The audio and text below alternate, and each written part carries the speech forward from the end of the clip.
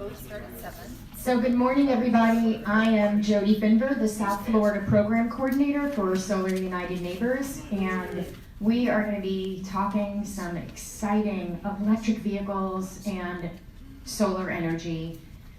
We've got a great panel. We've got Dory Larson from the Southern Alliance for Clean Energy. We have Charlie Behrens and the ever handsome Simon Rose. I'm a little biased there. All solar homeowners with electric vehicles, including myself, because we're a package deal. So thank you for tuning in this morning, and hello everybody out there on Facebook. We're going to begin with a presentation from Dory from the Southern Alliance for Clean Energy, talking to us about their electric vehicle program and driving on sunshine. And then we're going to take some questions and talk with Simon and Charlie with some exciting info on how you can drive a car on sunshine and get around the state of Florida. So take it away, Dory, and thank you for coming out this morning. And happy birthday, Dory Larson. Do you think I was going to not mention that? No, it's your birthday. Wait a second, there's an opera singer here. Oh, no. We have an opera singer? Birthday to you. Happy birthday to you. Happy birthday, dear Dory. Don't be too loud. Happy birthday to you. Thank you. What a great way to start off. Now take it away, Dory. Top that. You lost your place. 29. Again. 29 again. F5. There we are. F5. F5. Escape. Escape. PC, come here. I got it. Just I got it. right there. F5. F5. On screen. Oh. You're asking Mac user. All right. Well, good morning. Thank you, everyone, for joining us this morning and learning more about electric vehicles and solar and how those two dovetail perfectly together. Want to share a little bit about the Southern Alliance for Clean Energy. So we are a regional membership organization that promotes responsible energy choices to ensure clean, safe, and healthy communities throughout the Southeast. So our footprint is Tennessee through Florida, and we do all sorts of clean energy work. And the work that we do under our transportation umbrella is called Electrify the South. So I would love for all of you to join us on our website. So that's electrifythesouth.org, and then on social media at Electrify the South. And that's my contact information. So I recently changed my hair color, so a lot of people don't recognize me. I should probably update that picture. But like Jody mentioned, I'm the Electric Vehicle Program Coordinator with SACE. So feel free to take down my email address. That's my cell. Shoot me an email or a question. I appreciate them all. And then our panelists, Charlie Behrens, that's his contact information, and Simon Rose as well. So you want to take a shot of that? Your cell phone, give you a second? Sure. There we go. You can Photoshop your hair in there, right? There you go, yeah. So that picture is taken at our Asheville office with our big solar array behind me. Ready? You've arrived. Yes, you have. You are in the right room.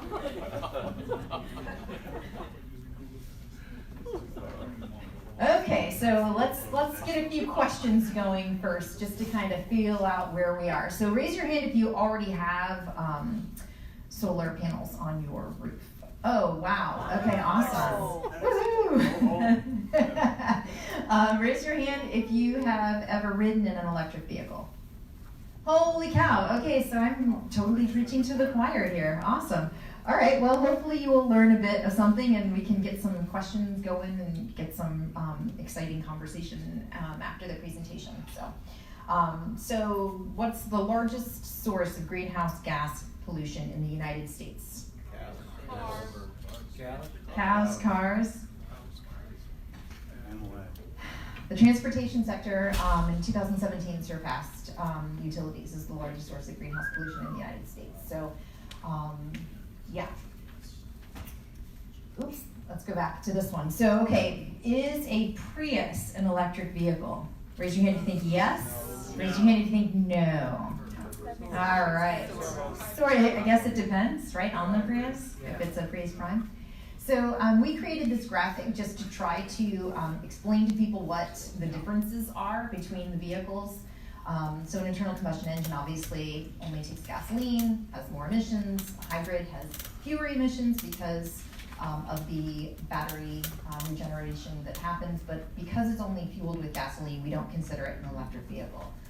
But a plug-in hybrid electric vehicle can take electricity as an energy source, so we consider that an electric vehicle, as well as a pure EV.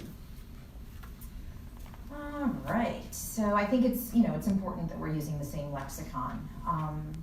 Next question, does an EV require oil changes? No, it does not.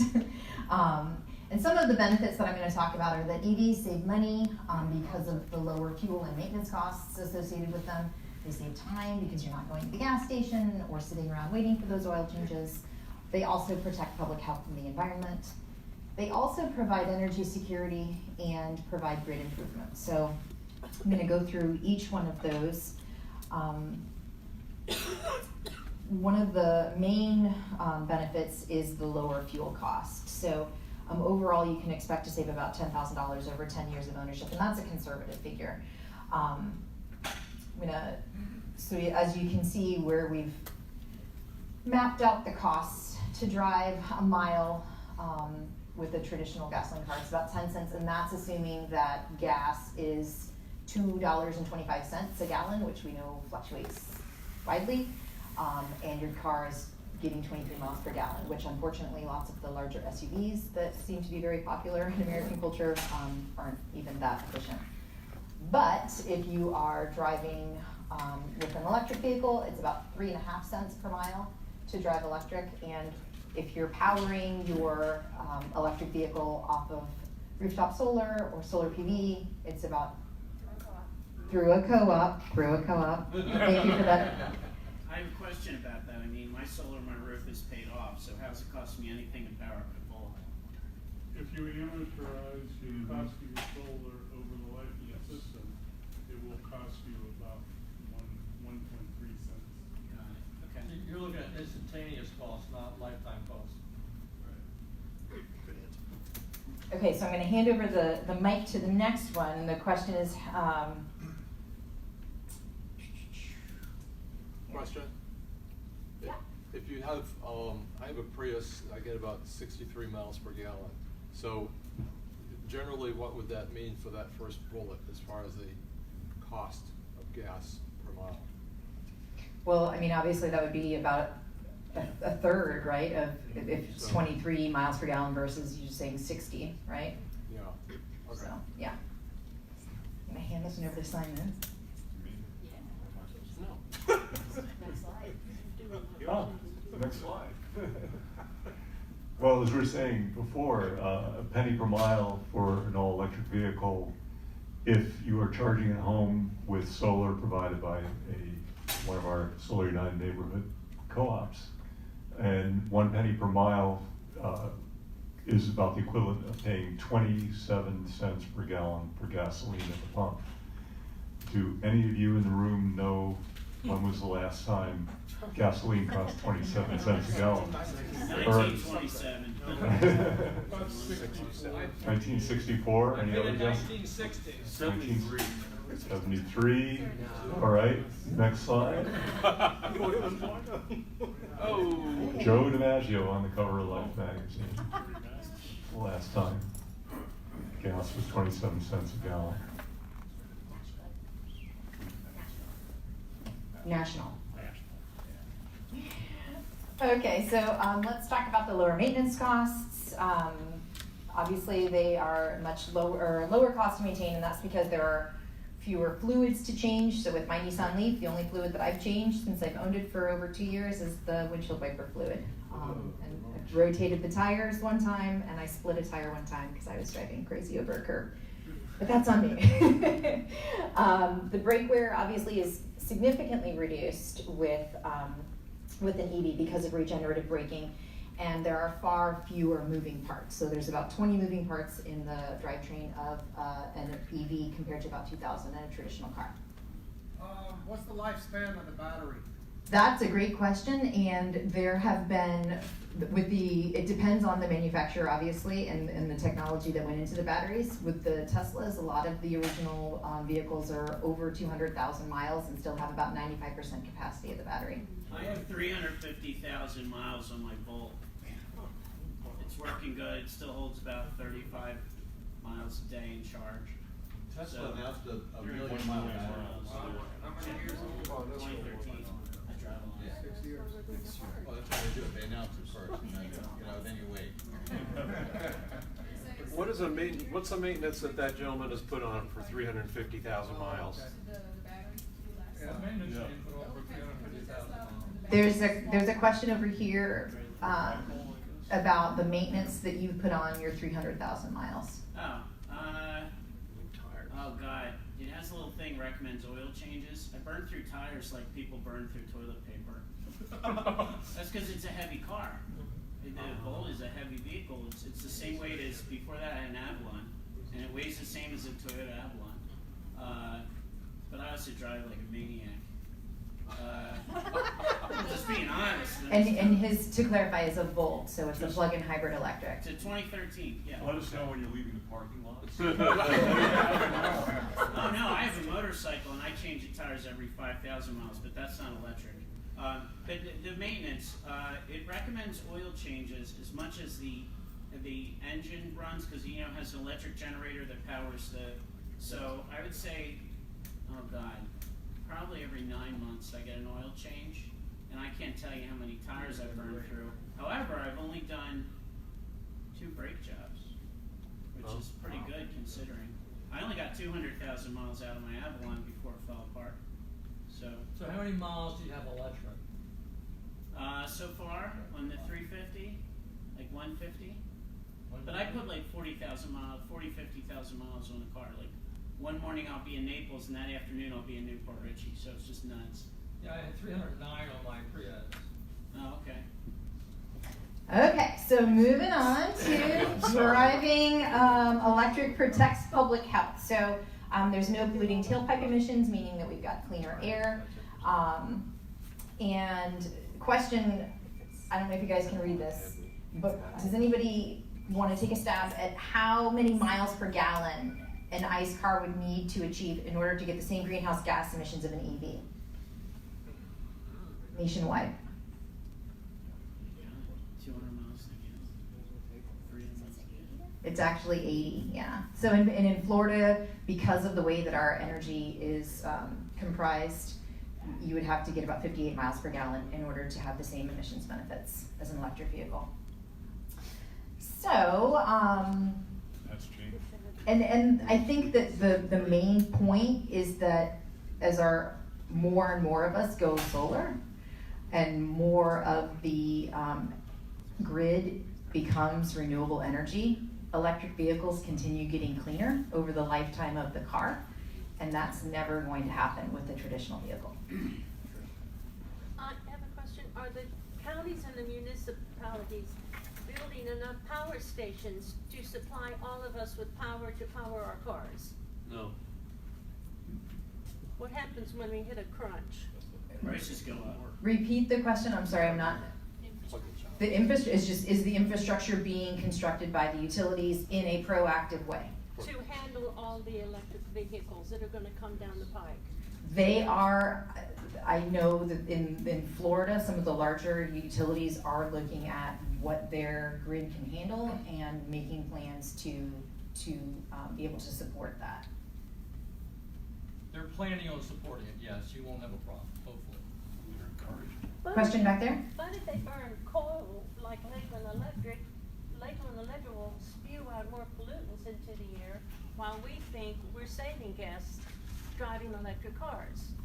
So what about power But plants? even who in the are doing their dirtiest job? areas where coal is the main component, it's still more efficient and cleaner to drive electric vehicles because the vehicles themselves are more efficient and are able to power more energy to the wheels, just with the mechanics of the electric motor.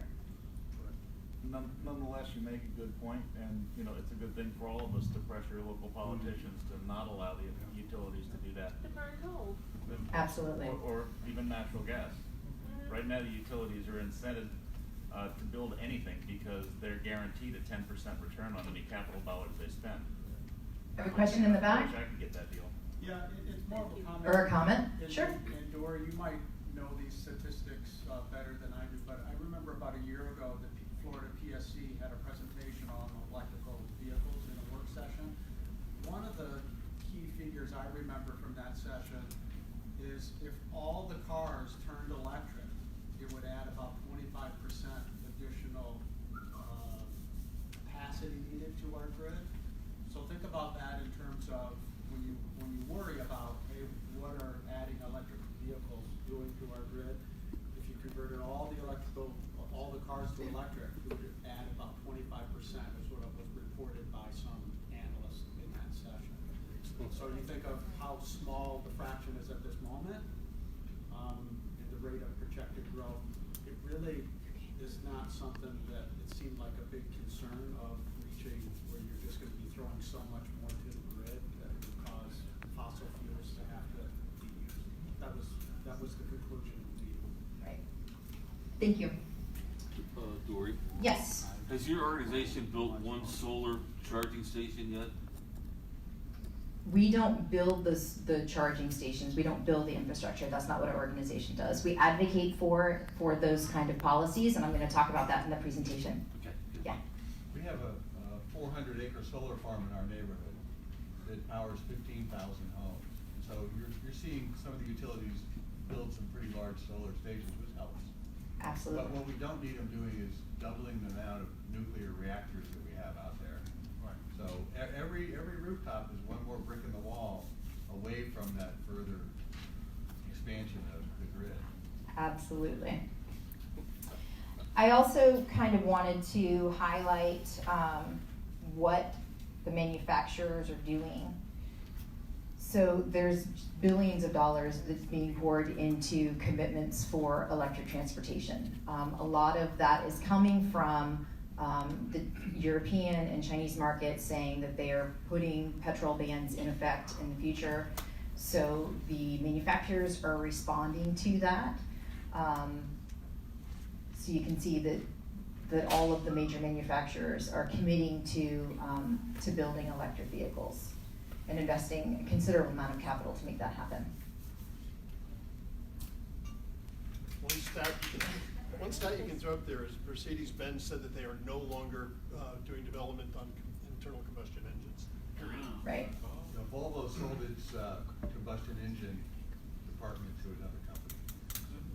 Yeah. So all of the models will be from Volvo will be going electric in the future.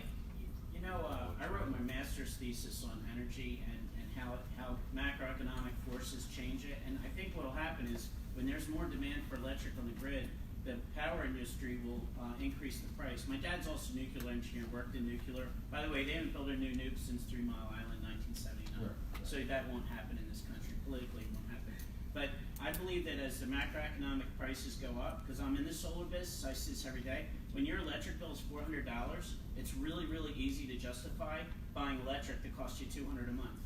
Whereas right now, you buy electric, you put up solar that costs you $200 a month, and it offsets $200 a month. But I really believe that what's going to happen is you're going to have, I see it already in the last 3 years, I see tipping points of neighborhoods that had 1 or 2 houses that solar, now they have 20 or 30, but there's 500 homes in that neighborhood. And as electric prices climb, solar, rooftop solar is where it's going to be.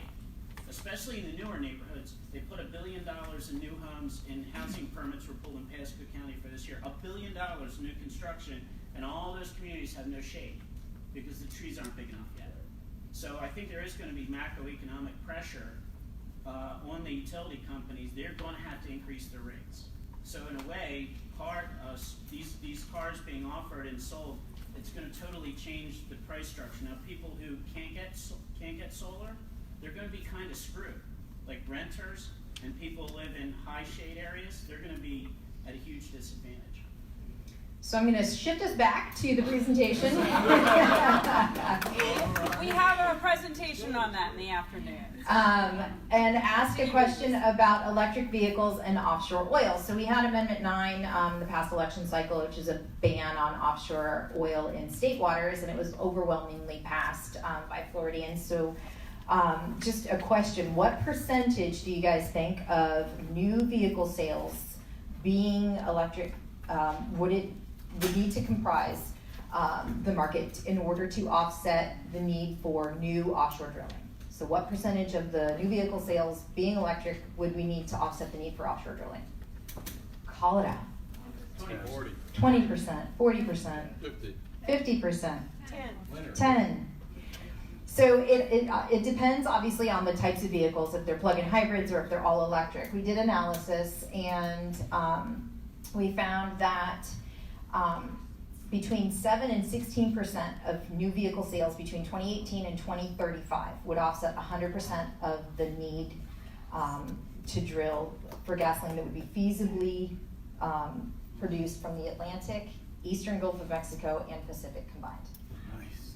So that may sound like a lot, but just to kind of give some context, it's very achievable, but it's going to require good policy and consumer education. So in order to get to those numbers, and just to kind of give some background, Bloomberg New Energy Finance in 2018 put out a report projecting that 57% of new passenger vehicles would be electric by 2040. And then another study that was put out by the Edison Electric Institute, their projections that they released were that there would be 18.7 million EVs on US roads by 2030. And each year they keep upping that number as we get closer to the 2030 deadline. So, I mean, that's about 7% that would be on the roads by 2030. So it's very, very doable. And what percentage are we at now? Up to 2? yeah, it depends on the state. California's higher, obviously, but in Florida we're about, we're under 2%. Potential. Lots of potential, exactly. Hasn't done the boom yet. So in terms of energy security, transportation accounts for nearly 3/4 of the total US petroleum consumption. We import lots and lots of petroleum for our transportation needs, and solar power is produced here in the United States. And so this obviously supports the US economy, but it also helps to diversify our transportation fleet and reduce the impact of international supply disruptions. So this picture is at UCF over on their campus with the solar array and the EV charging stations.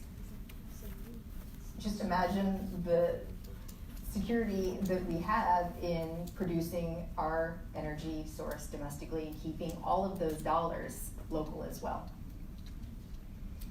Another benefit that I wanted to highlight is vehicle to grid technology. So the idea is that EVs can be powered and then that energy can be stored, and then it can help to even out the energy usage and help to relieve those peak periods when demand is high and those valleys in the evening when it's low. There's a pilot right now with FP&L and Palm Beach School District where they are purchasing electric school buses and doing research to see how those how the buses can basically be used as portable storage. Yeah, yeah. They park them every night, right? So. Absolutely. So we conducted some, the Southern Alliance for Clean Energy conducted some focus groups last year across the state of Florida to try to see if people understood the benefits of EVs and if they could make the connection like we mentioned before, that if we have more EVs on the road, that we would have less of a need for offshore drilling. And people could get there, but what we realized was that there are two main things that needed to happen. We need to have a lot more consumer education about electric vehicles themselves, because there's just so much misinformation. People don't realize that a pure EV doesn't need an oil change. They were completely misinformed about the cost of electric vehicles, especially used electric vehicles. And the models, the only really manufacturer that people could identify was Tesla. So we realized that there's just a tremendous need for education. And then we also realized that local policies are needed to make this happen. So we launched two campaigns. One is Protect Our Coast Drive Electric, and this is targeting local governments to help transition to electric vehicles by adopting targeted policies. And obviously the outcome that we're hoping for is the reduced need for offshore oil, cleaner environment, better public health, and equitable access to the benefits of EVs. So if this is so we created a policy guide, which is a toolkit, and it's a suite of policy options that a city or a county could enact. It's called our toolkit. It's kept on our website, and it contains specific policies that can be enacted to help facilitate the transition to electric transportation. And the idea is that it's not meant to be, you have to do all of these things, but that community leaders can kind of select which policies they think would help best get their community in where they need to be. And then we also launched our Driving on Sunshine initiative so that we could get people behind the wheel of an electric vehicle and have that firsthand experience. So if you are going to be having a solar info session and would like to have us come out to do an electric vehicle event, we would be happy to bring the cars out. All we require, it's free service that we're offering just to try to get more people with that firsthand experience. We just require that the drivers are at least 25 because of our insurance. And then we take a snapshot of their driver's license to make sure that they are a valid driver. Our insurance wants that as well. So those are the two things that the Southern Alliance for Clean Energy are really working on to try to encourage and promote that switch. What's the initial feedback on this program? Has it been pretty good? People love it, yeah. And a lot of times it's their first time ever even riding in an EV, much less driving it. And I think that it very quickly changes minds, because they think like, oh, it's going to be slow, it's not going to have that much power, and then when we get them in one of the cars and they take off, they're like, holy cow, this is so much better than I thought it was going to be. So you have a small number of these branded wrapped cars like this, or you have one of them? We have the one that's wrapped, so the Tesla X is wrapped, and then we have a Nissan Leaf, and we have a Tesla Model 3 as well. And you keep moving that around to different places and doing promotions with it? Exactly. What year is the Tesla? I'm sorry, the Nissan Leaf? It's a 2018. Does do the recharge can be as a buffer, that model? Use as a buffer? Like charge? Not only be charged, you can charge from the vehicle? I'm going to let Charlie talk about that. That's a great question, and that's a good segue. So I'm going to hand it off to Simon, and then Charlie's going to talk about that. I have another question. Yeah. Do you go to technical college to do this kind of We certainly could, as long as the students are old enough to drive the car. Yeah. We have old students like me, so. Yeah, I'd be happy to talk with you about it. And we have the little palm cards up front so that you can go right to the website and request an event come to you. Thank you. Mm-hmm. How much advance notice do you need if you want an event? I mean, is it weeks or months? We are booking very quickly into 2020 for the weekends. If it's a week event, then we can still probably get in November or December of this year. Real quickly, do you also do this demonstration down in Lauderdale, Miami area? Yeah, we go all across the state. Yep. We've actually, the one picture on the right is at the West Palm Beach Zoo. Okay. Yeah.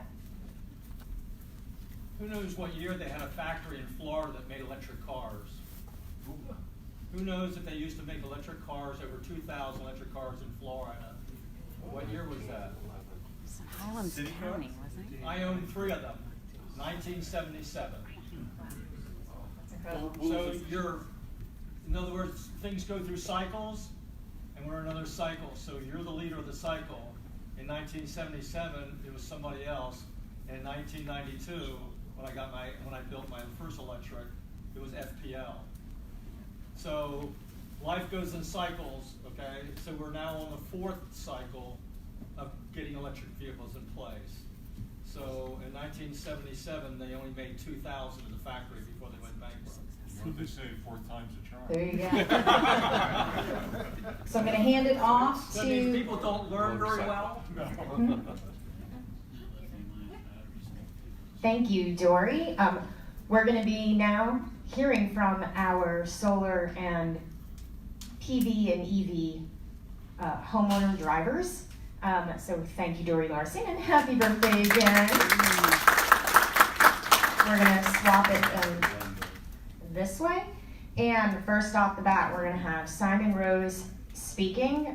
We'd love to hear just what inspired you to go solar, get an EV, and your salient point that you can talk about with EV homeowners and solar homeowners thinking about range and range anxiety and storms. We're going to talk some resilience here because we've got 2 EV PV homeowners that have advice and information to give to other electric car driving solar homeowners on what to do in the event of a storm, because this is Florida. So we want everybody to be storm ready and safe. So thank you again, Dory. And if you want to do a Driving on Sunshine event, send an email to Dory. And I hope that you took photos of that slide, and you can watch this on Facebook Live when you get home. I encourage all of you to join our listserv. This is a group of homeowners and solar advocates across the state of Florida, and you can get great advice and information on solar and electric, anything that deals with solar in the state of Florida. So Simon Rose, take it away. Good morning, everyone. I'm kind of winging it here, but I first went solar in 1987 when I moved to Colorado, to the Rocky Mountains, at a house that was 9,200 feet above sea level, which is, I kind of like to get back to that elevation, the way things are looking here in flat, lowland Florida. But back then, I moved into this little subdivision of about 11 homes, and one of my neighbors had rooftop solar, but it was thermal solar. And I said, how's that working for you? And he said, great. I eventually put panels on my house, 7 4-foot by 10-foot panels, thermal panels. And for the 10 years I was there, 90% of my heat and hot water was provided by solar. And that was a huge advantage because I lived up a very steep, curving canyon road, and everyone was on propane with 250 or 500 gallon tanks. And I watched my neighbors just freak out every winter because the propane tanker would get stuck on the road in the snow after snowstorms. And I'd go until the following summer when propane prices were at their cheapest, about 60 cents a gallon, top off the tank, and I was good for the whole next fall and winter and spring. And so I said, this stuff really works. When I moved to Miami 20 years ago, I waited around a little bit, and then Jody and I put a hot water tank, panel rather, on the roof of a pergola in 2008, and then 2015 we went with solar PV with a 7.6 kW system on our roof. A couple of years later we said, we've got to get an electric vehicle. Jody got her job with Solar United Neighbors, and I said, I'll be your #1 volunteer, but I'm not sitting in traffic in a gas mobile. And we're going to get an electric vehicle and charge it with sunshine. Added another 5 panels to the roof. Turned out we didn't really even need that. We still have a surplus at the end of the year.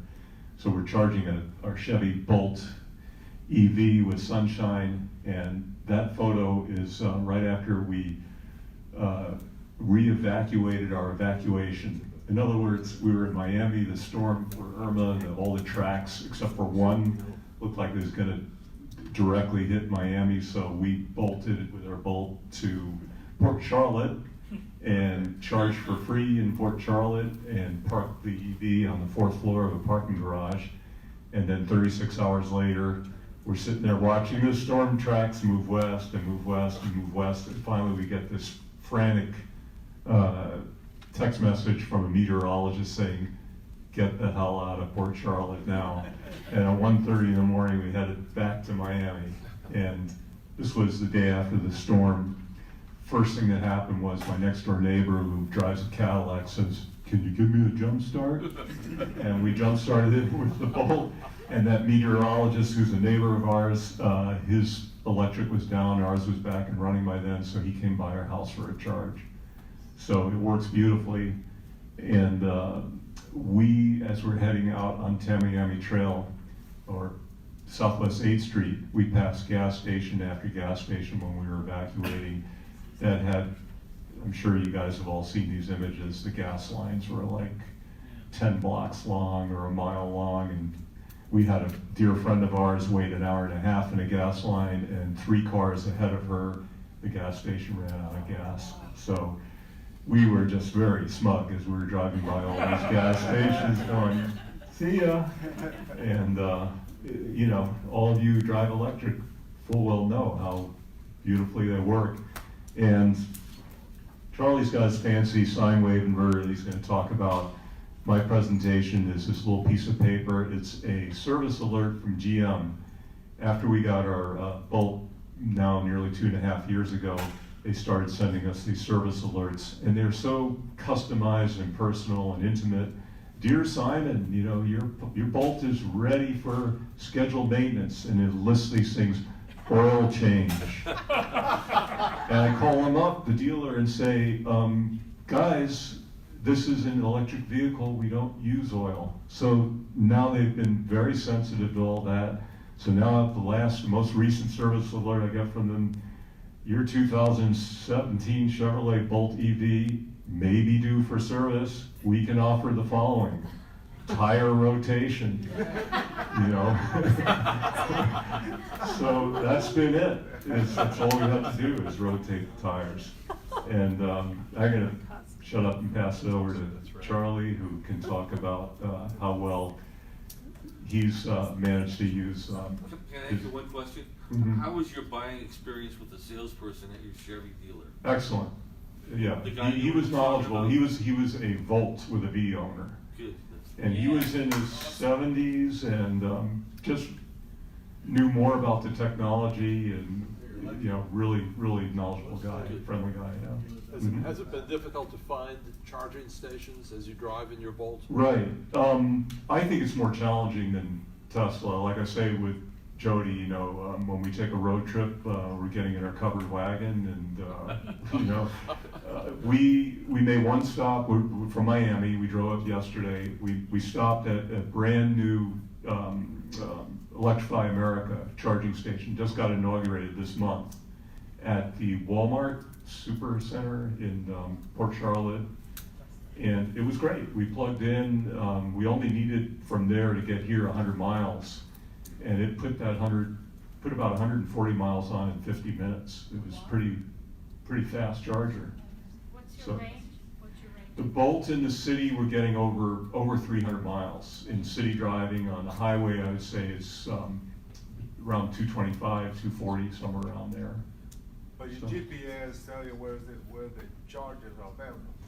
Oh yeah. I mean, Chevy has an app that integrates with the panel on the dashboard that you can trip plan. Not as sweet as what I think Tesla does, but it pretty well integrates your travel planning. You'll say where to stop and how long you need to stop, how much charge you need to make it to your final destination. Can you use Tesla's charging stations? No. Other way around. Tesla can use, they have adapters for their plugs. So, so they can use they can use the J1772 or whatever it is, plug that we use. We cannot use Tesla, no. Because they're supercharging system. Cannot use a Tesla supercharger, no, unfortunately. But we find the charging infrastructure is just rapidly catching up as far as the non-Tesla cars. And, How many miles do you put on a year? very little, about 7,000, that's it. And You how don't drive many a whole lot. kilowatts does it take you to charge for that? Well, the battery is a 60 kilowatt hour battery. We, in town, we average about 5 miles per kilowatt hour. And on the highway, 4-ish. So blended around 4.5 miles per kilowatt hour. We plug the car into a level 2 charger in the evening, wake up in the morning, unplug, we're charged, ready to go to an info session, to a Girl Scout patch program. We pretty much use the car just for solar. I'm trying to figure out how much rooftop solar to allocate for Okay. a vehicle. Can I answer that question? Sure, yeah, I can do that as well, I yeah. get this question like probably 4 times a week. What you have to look at, let's say for instance you already have your electric bill, you can look at your daily kilowatts, and it's highly variable, the kilowatts that your house uses versus what you use in the car. What we look at is, if you have a longer commute and you're an aggressive driver, you're going to burn a lot of kilowatts. If you're retired and you're not really an aggressive driver, you might only need another 10 kilowatts a day. But I had one client, he needed an extra 50 kilowatts a day the way he drove his Tesla. He must have been like Bobby Rahal. But he drove from way north of Tampa way down to like Apollo Beach. But he must drive very fast, he must drive very aggressive, because he got the car, and what you can do to figure out how much solar you need is you buy the car, and then you look at about 60 days or 90 days of usage. That's the best way to do it. Because you can tell from, if you have solar, you have the output on the app. Pretty much everyone has an inverter that uploads their output. So you look at the output in the app, and then you track it for the next 60, 90 days. I hope that helps. Yeah, and that way I did it, just another way, is how many miles you drive a year divided by 365, so how many miles you drive a day, and how many miles per kilowatt hour you get, and just do the math that way. About 4. So use You're about saying. 4, and okay, say you're averaging 24 miles a day, that's 6 kilowatt hours a day of production you need. So that'd be 1 kilowatt, roughly. But it uses more energy if you run the AC a lot. Yeah, I'm just saying for the car portion of things. Yeah. You know, that's how we did it with we got the solar before we got the car, then we calculated how much do we want to add on to our existing system, how many panels, how many kilowatts, and we figured roughly 1.5 kilowatts additional, and we have surplus at the end of the year to sell back that, you know. It could be 3 to 8 panels, you know, somewhere in that range. Yeah, we were 5 panels, it, you know, it depends on your annual mileage. So. All right, so, mind if I stand up? No. I'm getting tired of sitting.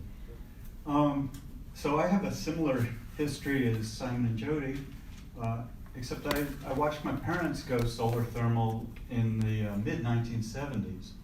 And then I built my first EV, it was around 95, 96 in there. And that was a homemade mini Chevy pickup truck, you know. And that used lead acid batteries. They were literally 1 ton of batteries. And they took me 80 miles on a charge. But if you waited long enough, you'd get that car up to 80 miles an hour. But it was really on a flat and, you know, waiting for the inertia to go away. Was that a Curtis controller? Pardon me? Curtis It was a Curtis controller back in those days, yeah. And then we went and got a hybrid Prius, which we still have, a 2001, and still going on its second battery. And my Nissan Leaf 2018 is charging right out front here. And it has one of these bumper stickers on it, if you want to see which one is mine or which one's Simon's. It says solar charged electric vehicle on it. And Problem is with our car, there's nothing magnetic.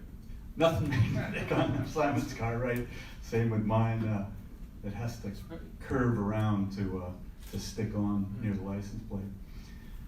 So my story with Hurricane Irma was that I decided that I wanted to have energy resilience if the grid went down. I live in downtown Orlando, and we're pretty good about having power, but I'm in the older neighborhood, historic section, and all our overhead lines are very vulnerable.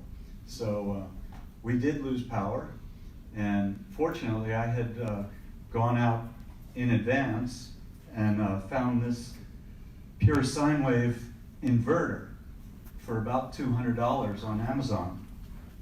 And yeah, it's a good price, you know. It was a little higher than that, but I signed up for their credit card and it brought it well under 200.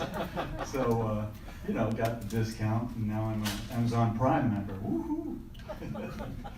But the beauty of this is that it allowed me to take my charger cables, my jumper cables, clip them onto the 12-volt system in the Nissan Leaf, and hook them right onto this side.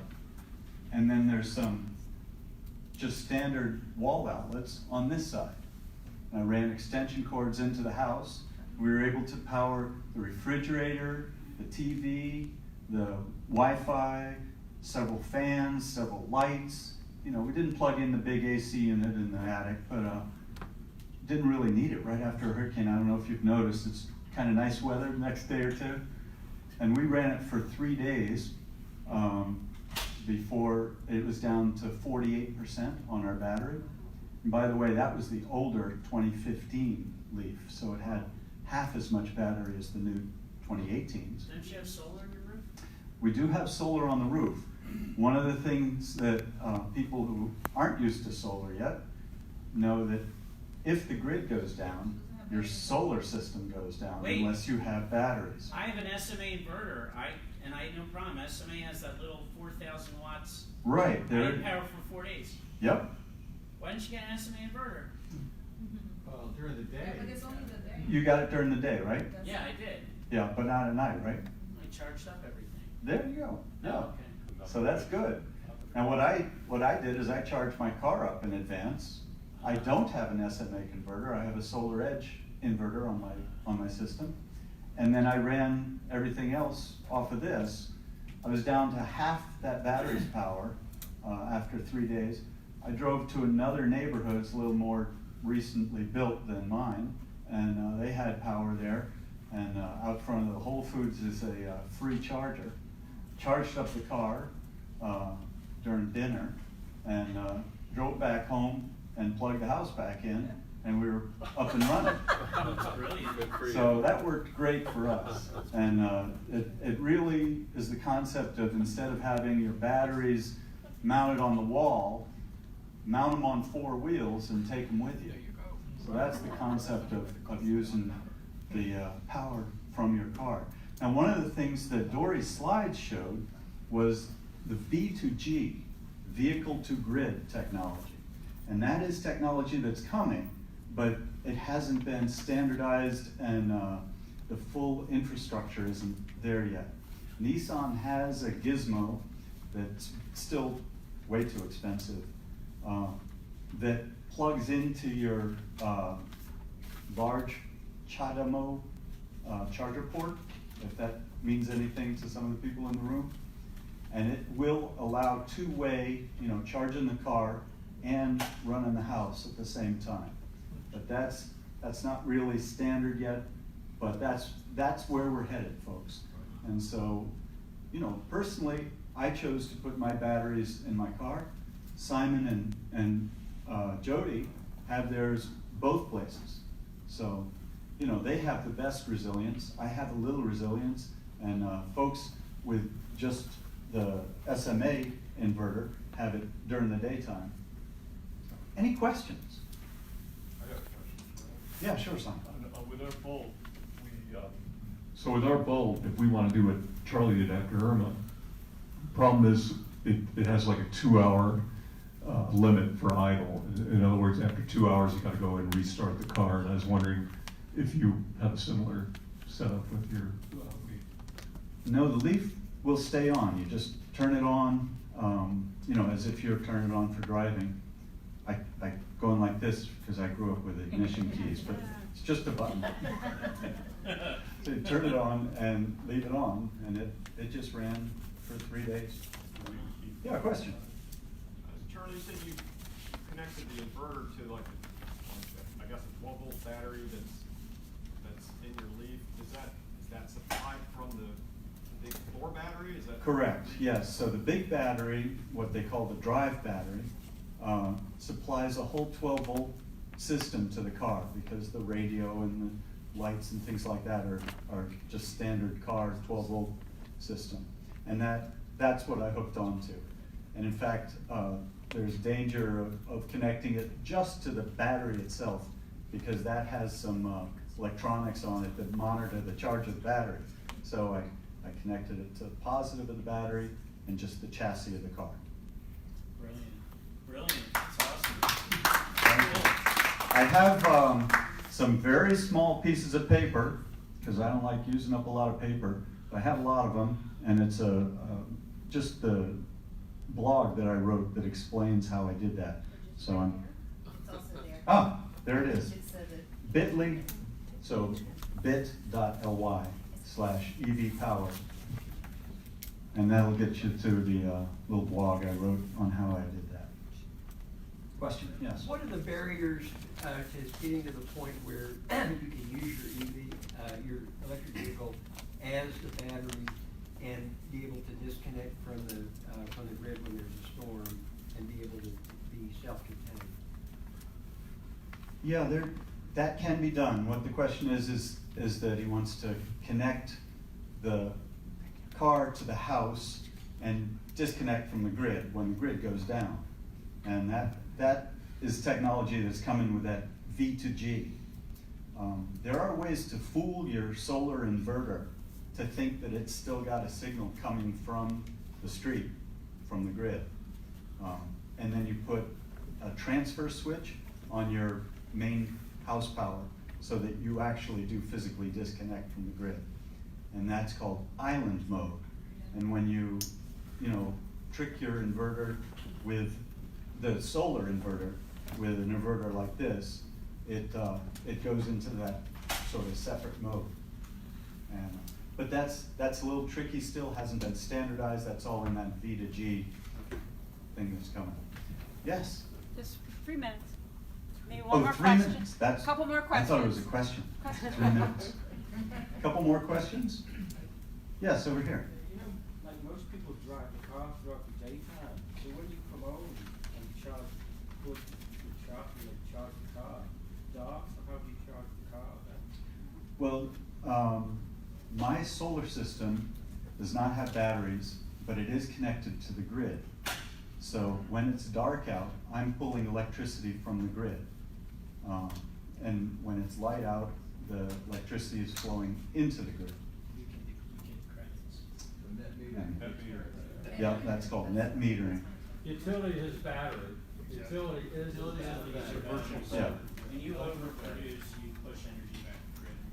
And then They credit you with that surplus. except for Lakeland Electric, by the way, because it's a privately held utility, they have horrible net metering policies. Yes, hurrah, thank you for bringing that day and place. Yeah. Just a second, Robin. He's had his hand up, yes. I have a question. Can you charge an EV into a clothes dryer type of outlet? You can charge an EV off a clothes dryer outlet, a 220 outlet. In fact, the Nissan Leaf comes with an adapter right for, I plug right in. Yes, and Just Rob. a final comment. I expect that a similar seminar next year, we could be very close to where this bi-directional thing is working. That'd be great. But also it's gonna take a lot of, it won't hurt to push that as a concept and to say that we want that and that needs to come clear. And again, some standards need to be made. Yeah. But again, the bottom line is bolted to the wall or bolted to the four wheels. It's a nice option to bolt it to the four wheels. Yeah. Okay, I think we have one more question. This will be the last one. Yes, I have a question. Outside of the purchase of the vehicle itself, what did the cost for the charging unit for a garage for the Leaf and for the Volt? Oh, that's a good question. So there are different kinds of chargers. I have a turbo cord, which in 2015, when I bought it, was around $400. It plugs right into a 220 outlet and gives me an EV plug on the other end. You guys? Yeah, with the Bolt, it was about $550 for the level 2 charger, and then about another $500 for the electrician to come out and hardwire it. We're not plugged into a dryer outlet like Charlie's is. So $1,000 is on top of the vehicle itself? Correct. Actually, Yeah. with the 2013 Volt, the charger came with it, and I plug it into a regular outlet, just like my cell phone. That's what I wanted to bring up. So I have a Nissan Leaf, and it only has the 24 kilowatt battery, so it's smaller. The range is around 90 miles, and I've never installed a charging infrastructure in my home. I just plug it into a regular 110 line in the garage. I mean, it is slow, but with a 90-mile range, if you plug it in the whole evening, you're good to go the next day. So 8 or 9 hours. thank you. Well, thank you, everyone. If you would like to get in touch with Dory, Simon, or Charlie, there's their contact information. Thank you for attending our PV for My EV electric vehicle and solar presentation, and we're going to be shifting on to our next presentations and events. If you have any questions, hit them up, and you can ask us as well. Thank you so much. Is this up there for us to photograph and call these people? Yes.